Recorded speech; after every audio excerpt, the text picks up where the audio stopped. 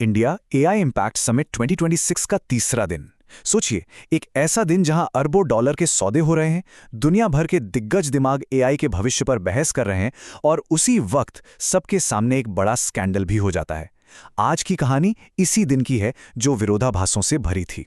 ये एक लाइन ना तीसरे दिन की पूरी कहानी बता देती है। समिट का फोकस अब सिर्फ वादों से हटकर असल एक्शन, असल मशीनरी और हाँ, कुछ विवादों पर भी आ गया था। तो चलिए इसी में थोड़ा और गहराई से उतरते हैं। आज की हमारी चर्चा 5 हिस्सों में होगी। हम दिन के दोहरेपन को समझेंगे, फिर एनवीडिया के बड़े बड़े सौदों पर नजर डालेंगे, ग्लोबल साउथ की बढ़ती आवाज को सुनेंगे, एक चौंकाने वाले स्कैंडल की बात करेंगे और आखिर में देखेंगे कि कैसे ये समिट एक ग्लोबल पॉलिटिकल चेस बोर्ड बन गया था। तो दिन की शुरुआत हुई एक बहुत बड़े धमाके के साथ। भले ही एनवीडिया के सीईओ वहां मौजूद नहीं थे, पर कंपनी ने भारत के एआई इंफ्रास्ट्रक्चर को लेकर कई ऐसी घोषणाएं की जो गेम चेंजर साबित हो सकती हैं।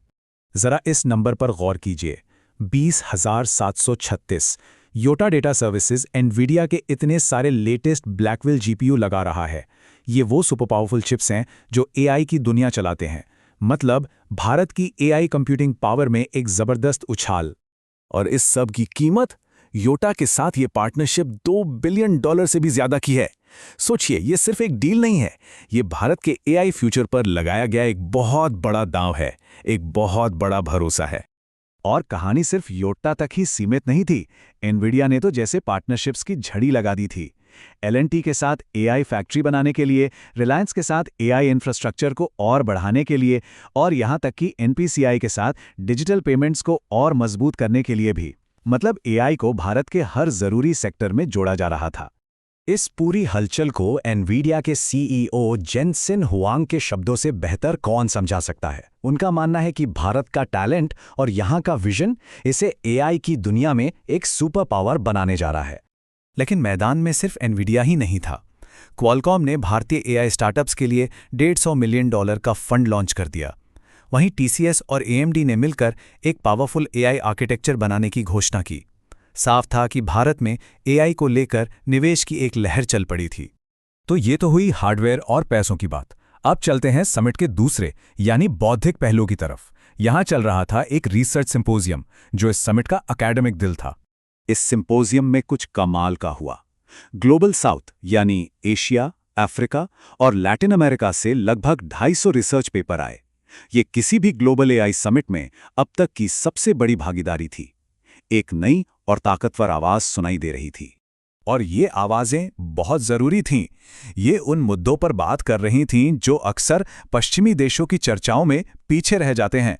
जैसे अफ्रीकी देश कंप्यूटिंग पावर तक बराबरी की पहुंच की बात कर रहे थे, तो एशियाई देश मिलकर रिसर्च करने पर, और लैटिन अमेरिका एआई सेफ्टी पर जोर दे रहा था।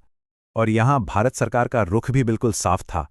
केंद्रीय मंत्री अश्विनी वैष्णव ने रिसर्चर्स को सीधी चुनौती दी कि सिर्फ बातें नहीं बल्कि ऐसे ठोस सुझाव दीजिए जिन्हें जमीन पर उतारा जा सके, जिनसे एआई को सुरक्षित बनाया जा सके। लेकिन जैसा मैंने शुरू में कहा था, ये विरोधाभासों का दिन था। जहां एक तरफ ज्ञान और निवेश की बड़ी बड़ी बातें हो रही थी, वहीं दूसरी तरफ एक ऐसा ड्रामा सामने आया जिसने समिट के माहौल में एक अजीब सी टेंशन घोल दी। हुआ ये कि गलगटियाज यूनिवर्सिटी ने एक चीनी रोबोडॉग को मेड इन इंडिया कहकर पेश कर दिया। जैसे ही ये बात खुली, एक्शन बहुत तेज हुआ।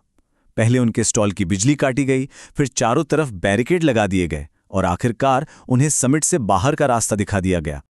अब जाहिर है इस घटना ने ग्लोबल स्टेज पर भारत के लिए काफी शर्मिंदगी वाली स्थिति पैदा कर दी।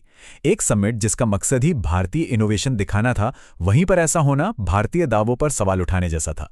चलिए अब इस विवाद से आगे बढ़ते हैं और बात करते हैं उस कूटनीति की जो बंद दरवाजों के पीछे और समिट के गलियारों में चल रही थी। ये समिट सिर्फ टेक्नोलॉजी का नहीं बल्कि ग्लोबल पॉलिटिक्स का भी एक बड़ा अखाड़ा बन गया था। प्रधानमंत्री मोदी का दिन बहुत व्यस्त था। उन्होंने गूगल के सीईओ सुंदर पिचाई से लेकर एस्टोनिया, क्रोएशिया, भूटान और कजाकिस्तान जैसे कई देशों के राष्ट्राध्यक्षों से एक के बाद एक मुलाकातें की। लेकिन इन सारी बैठकों के बीच एक बहुत ही दिलचस्प और जरूरी डील हुई भारत और केन्या के बीच।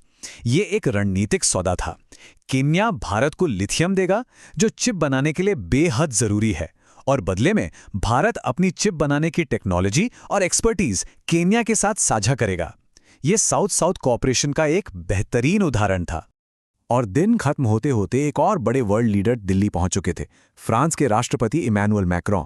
उनके आने से समिट का जियोपॉलिटिकल वजन और भी बढ़ गया और चौथे दिन के लिए उत्सुकता और भी तेज हो गई। और इन सब के बीच एक ऐसी घोषणा हुई जिसने इस समिट की जबरदस्त कामयाबी पर मोहर लगा दी। इसे एक दिन के लिए और बढ़ा दिया गया। वजह 110 से ज्यादा देशों की भागीदारी और 3 लाख से ज्यादा लोग जो इसका हिस्सा बनना चाहते थे।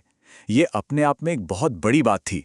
तो कुल मिलाकर तीसरे दिन ने यह तो साफ कर दिया कि यह समिट सिर्फ एक मेला नहीं था, इसमें अकादमिक गहराई थी, इंडस्ट्रियल ताकत थी और कूटनीतिक वजन भी था। लेकिन कहानी अभी खत्म नहीं हुई थी, असली परीक्षा तो अभी बाकी थी।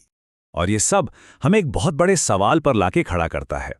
क्या इतिहास इस समिट को भारत के एक एआई सुपर पावर बनने के पल के तौर पर याद रखेगा, या फिर ये सिर्फ दुनिया का सबसे बड़ा एआई एक्सपो बनकर रह जाएगा? इसका जवाब तो खैर आने वाला वक्त ही देगा।